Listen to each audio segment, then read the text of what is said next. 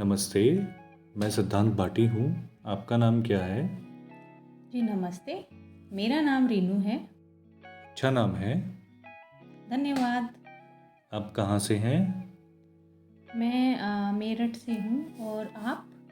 मैं भी मेरठ से हूँ, लेकिन मैं दिल्ली में रहता हूँ।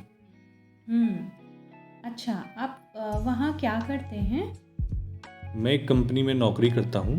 मैं अकाउंटेंट हूँ। और आप क्या काम करती हैं? मैं शिक्षिका हूँ और मैं ऑनलाइन हिंदी भाषा सिखाती हूँ। आपकी माँ और पिताजी का नाम क्या है? मेरी माँ का नाम सुदेश है और मेरे पिताजी का नाम नरेश है। आपके कितने भाई बहन हैं? मेरा एक भाई है और एक बहन है।